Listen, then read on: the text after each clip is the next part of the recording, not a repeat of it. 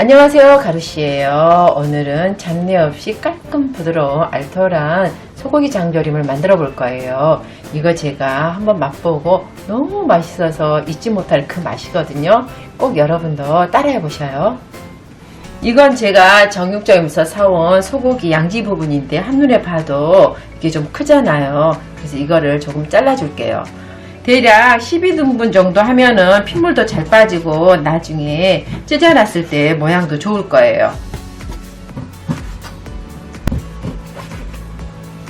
그리고 넉넉한 물에 담가서 핏물을 빼주시는 게 중요해요. 이게 또 생략하신 분들도 계신데 나중에 보면은 여기서 잡내가 나올 수 있으니 꼭 이렇게 넉넉한 물에 담가서 1시간 정도 핏물을 빼주세요.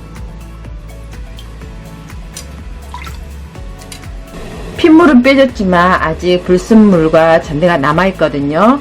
그래서 한번 센 물에서 살짝 끓여줄게요. 여기에 소주도 넣고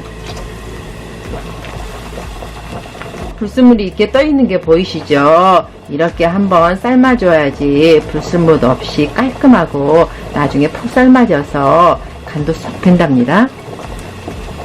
이제 찬물에 담가서 하나하나 깨끗하게 씻어서 남아있는 불순물을 제거해 주시면 1차 준비는 끝났어요. 또 장조림은 간장물에만 하면은 짜고 질기기만 하고 맛이 없어요. 그러니까 이 맛있는 맛을 내주는 양파, 대파, 통마늘, 생강, 월계수잎, 통후추, 다시마를 넣고 육수를 빼주도록 할게요. 이제 끓는 물에 고기와 육수 재료를 넣고 한번 푹 삶아주세요.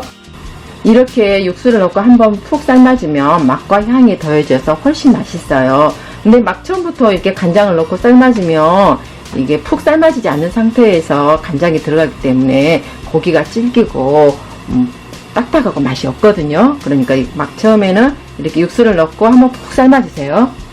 물론 뚜껑도 덮어서.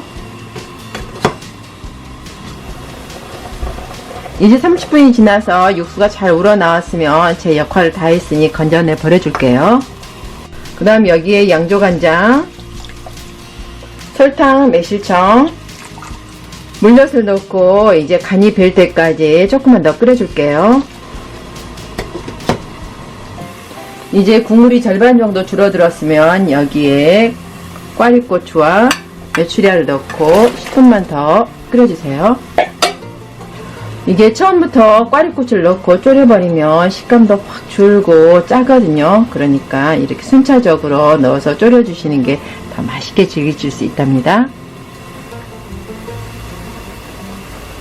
이제 꽈리고추도 한숨 줍고 간도 쏙 배었으면 마무리로 참기름 넣고 불을 꺼주시면 되겠죠.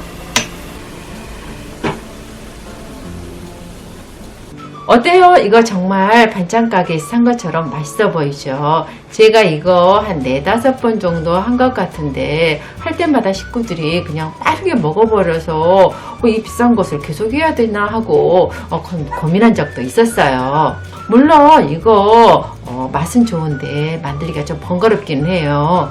핏물도 빼야 되고 육수 내는 게 조금 힘들긴 했지만 해놓으면 한동안 꽤 오랫동안 먹을 수 있거든요. 그러니 여러분도 이렇게 깔끔 담백하게 만들어서 맛있게 해서 드시고 오늘도 내일도 힘내세요.